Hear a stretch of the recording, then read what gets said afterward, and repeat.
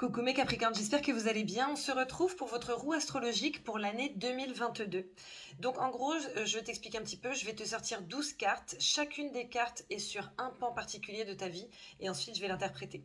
Pour ceux qui ne me connaissent pas, je suis Vanessa Spirituelle. Je reprends mes guidances maintenant. J'ai eu un petit souci technique là par rapport aux vidéos. Donc voilà. Normalement, je vais faire des taroscopes. Tous les 3 mois, je vais les faire de manière trimestrielle. Là, c'est le tirage de l'année, mais après ça, ce sera trimestriel. Comme ça, tu sauras à quoi t'attendre à peu près. Tu pourras retourner sur la vidéo pour voir où tu en es par rapport à ce qui sera sorti, etc. Peut-être comprendre un petit peu mieux les choses qui seront sorties et que tu n'aurais pas comprises la première fois que tu auras écouté la vidéo. Et etc. Pour ceux qui le souhaitent, n'hésitez pas à booker directement une guidance via mon site. Vous trouverez le lien sur internet. Pardon, n'importe quoi. Vous trouverez le lien directement sous cette vidéo.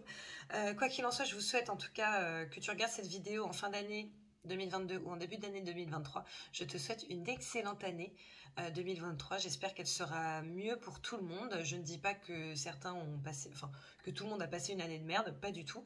Mais même si tu as passé une super bonne année, si l'année prochaine elle pouvait être mieux, je pense que ce serait sympa. Donc voilà. Tu n'hésiteras pas non plus à liker, à partager, à commenter. Sache que malheureusement, je n'ai plus forcément le temps de répondre à tous les commentaires. En revanche, je les lis toujours. Donc voilà, n'hésite pas. Ça me fait toujours plaisir d'avoir votre ressenti et de vos nouvelles pour ceux que je connais un petit peu. Si tu souhaites par contre mettre un commentaire désagréable, désobligeant, insultant, truc comme ça, si cette vidéo ne t'intéresse pas, vraiment n'hésite pas à aller regarder une autre vidéo qui n'a rien à voir, tu sais, une vidéo de chat ou une vidéo de gag, voilà, des trucs qui vont te faire du bien. Et comme ça, je ne te saoulerai pas et tu ne me saouleras pas et tu ne saouleras pas non plus les personnes qui me suivent et ce sera très bien comme ça. Voilà, voilà. Je pense que j'ai tout dit. Bon, j'ai certainement oublié des choses, mais c'est pas grave. On y va pour ta roue astrologique. Mon petit Capricorne pour cette année 2023.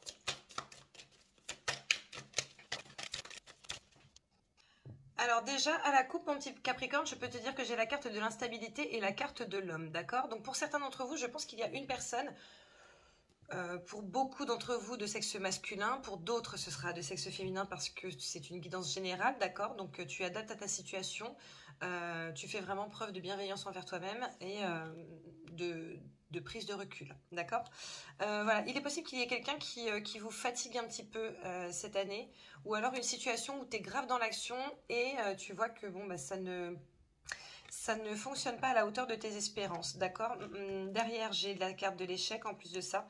Donc je pense qu'il y a vraiment des personnes qui vont tenter de vous mettre en échec cette année, qui ne vont pas forcément être euh, plaider en votre faveur pour certaines personnes. D'accord? Maintenant, derrière l'instabilité, j'ai le retour de l'amitié et après, j'ai même la joie et le contrat. Donc, moi, de ce que je ressens, en fait, je pense que pour certains, il va y avoir du changement, notamment potentiellement professionnellement, ça peut être en termes d'amour aussi. Voilà, il est possible qu'il y ait une cessation de quelque chose, en tout cas une cessation d'union, une cessation de contrat, etc. Mais que ça débouche sur autre chose qui sera bien mieux pour toi. Donc bon, au final, je pense que c'est un mal pour un bien. Allez, je tire tes cartes et je te reviens.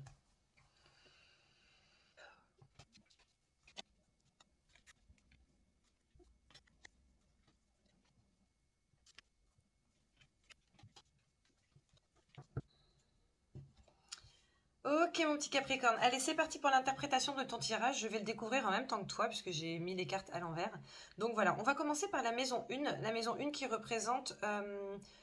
représente toi en fait, qui représente ta personnalité, ton identité sur cette année 2023. Nous avons la carte du rêve. Alors la carte du rêve peut avoir plusieurs significations. Donc je te les donne toutes et tu vois ce en quoi ça te parle. Mais la carte du rêve, bien entendu, c'est le fait de rêver grand, d'avoir des aspirations pour cette année 2023. Maintenant, la carte du rêve, c'est également potentiellement se fourvoyer. euh, se fourvoyer. D'accord? Donc tu feras attention à ça. Tu peux avoir des rêves, bien entendu. Tout le monde a des rêves. Enfin, et pour le coup, j'incite toujours les gens à avoir les plus grands rêves possibles. Mais peut-être qu'il va falloir que tu établisses des paliers pour pouvoir atteindre ce rêve. D'accord? Voilà. Tu as un grand rêve, un petit rêve, un petit rêve, un petit rêve pour gravir les échelons au fur et à mesure. Avec cette carte, on voit quand même qu'il y a de la transformation. C'est une année que tu souhaites, que tu souhaiteras transformatrice pour toi en tant que personne. Ce qui veut dire que ça peut être aussi bien en termes de travail, professionnel, etc., qu'en termes d'amour, qu'en termes d'intériorité. Il est fort possible que tu souhaites mettre en place des changements pour toi pour cette année. La maison 2, ce sont les ressources matérielles, d'accord? Alors là, c'est pas top parce qu'on tombe sur la carte de la séparation, d'accord? Donc, bon, bah, le matériel, tu sais ce que c'est, hein. Le matériel, c'est l'argent, c'est les possessions, c'est la maison, etc., etc. Donc, bon, a priori, il est possible quand même que pour vous, en termes de matériel, ce soit pas forcément le Pérou cette année. Maintenant, attention, ça ne veut pas dire que ça va être complètement la banqueroute. Ça veut tout simplement dire qu'il y a certaines choses dont vous allez certainement vous séparer. Alors après, ça peut être une séparation que tu souhaites de toi-même. Peut-être que c'est toi qui fais ces choix. Par exemple, pour certaines personnes, je pense qu'il va y avoir, tu sais, cette volonté de partir dans du minimalisme, etc., etc., pour se sentir mieux potentiellement, spirituellement parlant, voilà, dans son être intérieur, etc. Et pour d'autres, ça va être peut-être, ben voilà, en fait, tu as une voiture, elle fonctionne plus, tu veux t'en séparer, etc., etc.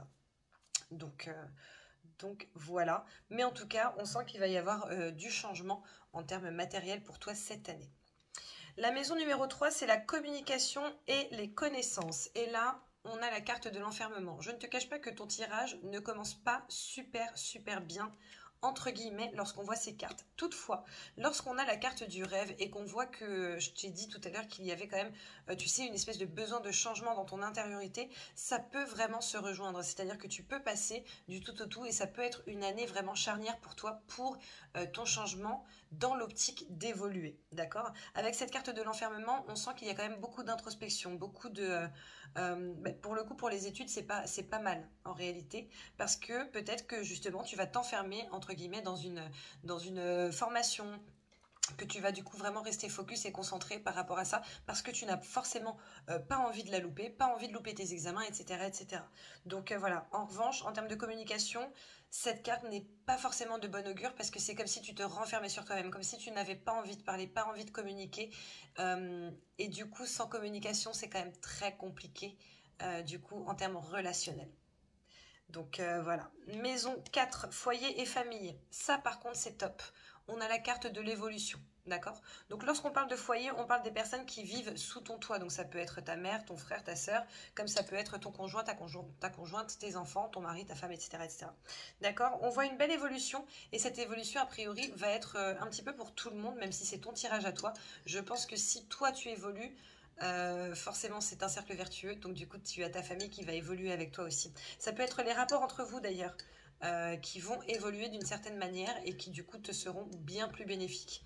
Alors, je sens que pour certains il est possible que justement vous mettiez de côté certaines personnes de votre famille, donc je ne parle pas forcément des gens qui sont sous ton toit, je parle de ta famille quoi, pour pouvoir justement évoluer. Avec la carte de la séparation et l'enfermement qu'on avait tout à l'heure, c'est quand même possible.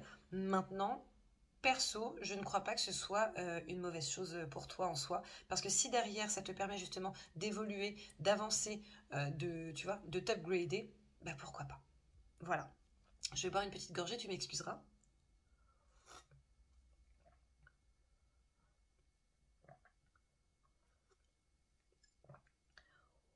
Oui, c'est un peu chaud.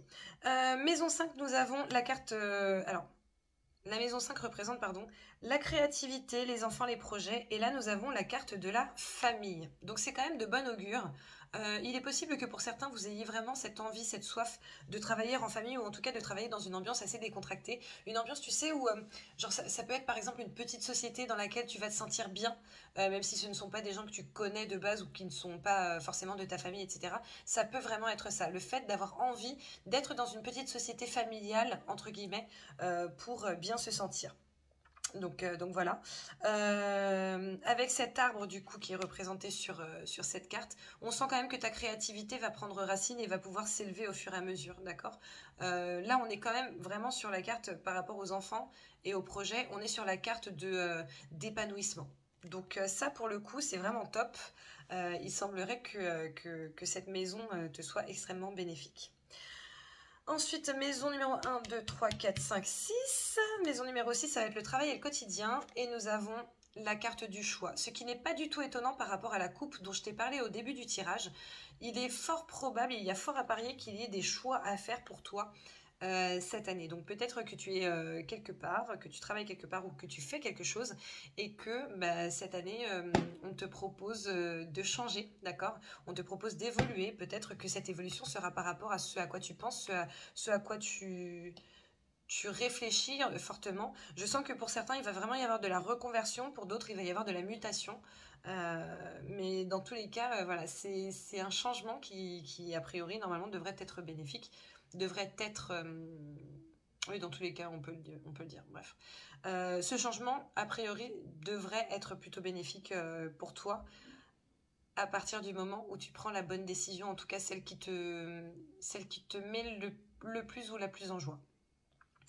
Donc voilà, maison 7, amour et relations, merveilleux. Nous avons la carte de l'amitié qui va représenter la fidélité, la stabilité. Voilà, il n'y a pas de surprise, il n'y a pas de grosse surprise, il n'y a pas de grosse séparation, etc. etc. Bon, pour certains, je sens quand même que l'amour va glisser vers l'amitié au fur et à mesure. Peut-être que vous allez vous en rendre compte ou pas. Pour d'autres, je pense qu'il va vraiment y avoir une question de grosse complicité, etc. etc. Donc si tu es célibataire, il y a fort à parier que tu trouves quelqu'un avec qui tu vas sentir justement, tu sais, ce petit truc en plus, cette petite complicité qui fait toute la différence. Si tu es en couple, bon, a priori, il n'y a pas d'ombre au tableau pour la majorité d'entre vous. Alors bien entendu que tous les Capricornes ne peuvent pas vivre la même chose. Ce sont des guidances générales, donc tu vois comment ça te parle. Si ton couple est déjà mort, il est déjà mort en fait, en 2023. Le fait que je te dise, bon, mais là, c'est plutôt bien parti, ne veut pas dire que ton couple va subsister si en réalité il est déjà mort. En revanche, il est possible que sur 2023, tu fasses une nouvelle rencontre après que ton couple soit vraiment décédé, séparé, que tu fasses une nouvelle rencontre qui soit plutôt très agréable pour toi. Maison 8, alors là on est sur la carte des problèmes, des crises, des changements, etc. Et nous avons la carte de la parole. Donc la carte de la parole, en fait, c'est vraiment la carte des on-dit, des gna des personnes qui vont parler sur toi, qui vont te casser du sucre sur le dos, etc. Et on a bien vu que par rapport aux ressources matérielles, à la communication et connaissances, on avait quand même la séparation, la carte de l'enfermement. D'accord? Donc il est quand même fort probable que ce soit relié, que les gens parlent sur toi, que ça te fatigue, que voilà, tu sois dans une position qui ne te soit pas forcément extrêmement agréable et que du coup tu décides justement de prendre les décisions nécessaires à ton bien-être. Ok. Par ailleurs, ça peut aussi être la carte de l'enfermement sur tout ce qui va être communication et tout. Ça peut également être le fait que, bon, tu sais ce qui se passe, mais en fait, tu ne relèves même pas parce que t'es au-dessus. T'es au-dessus de ça. Donc, bon, c'est pas mal. Carte numéro 9, on va être sur la spiritualité, voyage, évolution. Et là, nous avons la carte de la chance, le trèfle à quatre feuilles, pardon, le sabot, le cœur, etc. Donc, je pense qu'il va y avoir une réelle évolution pour toi cette année en termes de spiritualité, surtout que, comme je te l'avais dit, tu sais, au début du tirage, à mon avis, il y a quand même certaines personnes qui ont envie d'avoir un réel changement intérieur qui va potentiellement se révéler sur l'extérieur du coup, hein, sur le professionnel, etc. Avec cette carte de la chance, on voit que toutes les voies vont être ouvertes hein, pour toi en termes de spiritualité, d'évolution, etc., d'évolution personnelle, d'évolution, tu vois, vraiment de ton intérieur et tout. Donc, n'hésite pas justement à voir tous les petits messages qui vont se mettre sur ta route pour que tu puisses avancer sur cette voie. Qui te sera très clairement bénéfique avec cette carte de la chance. Je pense que bon, il n'y a pas de question à se poser. Donc voilà, carte maison numéro 10, pardon, carrière et ambition. Là, nous avons la carte du cadeau, d'accord? Donc, je sens sincèrement que pour beaucoup d'entre vous, il va y avoir du changement, du gros changement professionnel en même temps. Enfin, je veux dire, c'est pas... hein,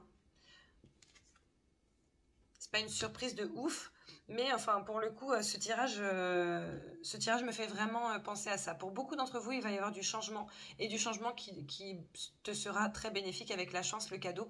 Je pense qu'on est quand même sur quelque chose de top. Donc si tu es justement, tu sais, dans cette situation où tu te dis ouais, voilà, je fais ça, ça me plaît, mais en même temps, je pense que je préférerais faire ça ou j'aimerais bien me diriger vers telle chose, etc., etc. Je pense que c'est l'année pour pouvoir commencer à te diriger vers ça et que les portes vont s'ouvrir au fur et à mesure pour toi.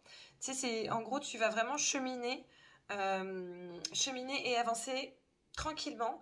Et en fait, à chaque petit pas que tu vas faire, bah, il va y avoir une porte qui va s'ouvrir, qui va s'ouvrir, qui va s'ouvrir.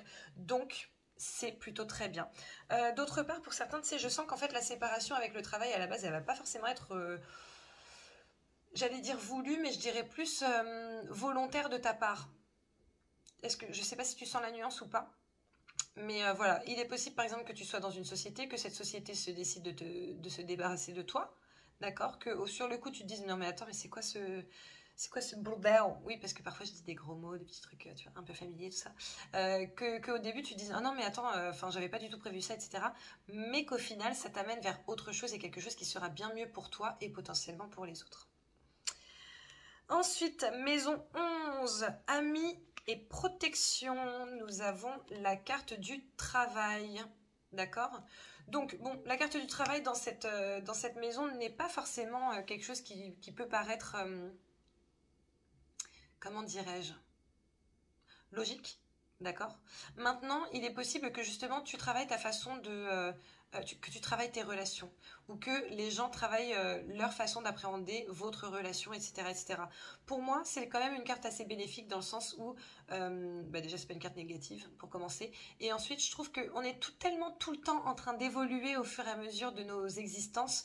Une fois que tu as terminé d'évoluer sur un truc, entre guillemets, hein, parce qu'en réalité, tu ne termines jamais d'évoluer, mais peut-être que tu as travaillé un truc A et qu'après, il y a un truc B à travailler. Voilà, au fur et à mesure, bah, tu évolues, tu évolues, tu évolues et tu travailles sur toi, tu travailles sur tes relations, tu travailles sur ton relationnel également et sur tes sentiments. Donc pour moi, cette carte du travail, elle est plutôt de bon augure dans le sens où on sent qu'il y a une réelle volonté euh, d'avancer dans ces relations et de faire en sorte qu'elles soient les plus saines et sereines possibles. Donc moi, je trouve ça vraiment top. Maison 12, secrets et choses cachées.